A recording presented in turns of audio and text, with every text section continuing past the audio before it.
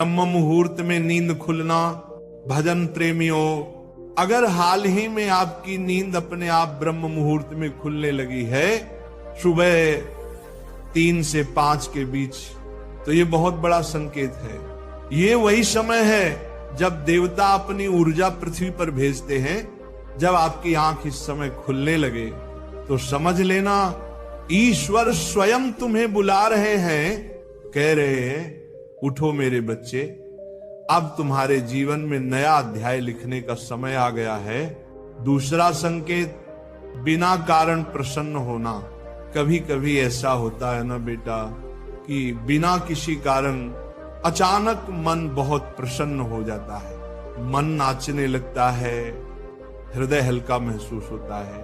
तब जान लेना ये कोई साधारण बात नहीं है, ये ईश्वर का आंतरिक संकेत है। जब आत्मा ईश्वर के स्पर्श को अनुभव करती है तो मन अपने आप प्रफुल्लित हो उठता है। इसलिए यदि ऐसा हो रहा है तो समझ लेना प्रभु तुम्हारे द्वार पर आ चुके हैं। तीसरा संकेत, गौ माता और पक्षियों का आगमन।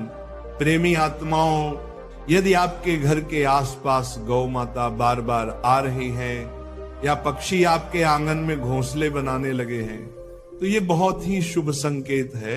गाय में स्वयं देवत्व का वास है और पक्षियों की चहचहाहट ईश्वर की प्रसन्नता का प्रतीक है। जब सृष्टि के ये प्राणी आपके घर में आने लगे तो जान लो अब ईश्वर ने आपके द्वार लक्ष्मी को भेजने की तैयारी कर दी है। चौथा संकेत, शिशुओं की मुस्कान। सज्जनों, शास्त्र कहते हैं बालक मुख में भगवान का वास होता है। यदि कोई शिशु आपको देखकर अचानक मुस्कुरा देता है या आपकी ओर देखकर हाथ जोड़ता है तो समझ लेना ईश्वर तुम्हें अपने माध्यम से आशीर्वाद दे रहे हैं। ये संकेत है कि तुम्हारे कर्मों का भार हल्का हुआ है, अब तुम्हारे जीवन में आनंद आने वाला है। पांचवा संकेत, स्वप्न में पवित्र ध्वनियां सुनना।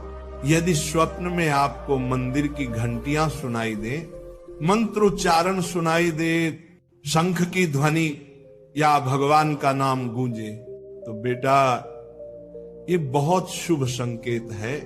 ये आत्मा के शुद्ध होने का प्रतीक है। ईश्वर जब निकट आते हैं तो चेतना स्वप्न में ही संकेत देने लगती है। छठा संकेत, कर्ज और संघर्षों से मुक्ति का अनुभव। भजन प्रेमियों, कभी कभी जीवन में कर्ज से दबे रहते हैं, पैसे की तंगी रहती है, पर अचानक कोई राह खुल जाती है।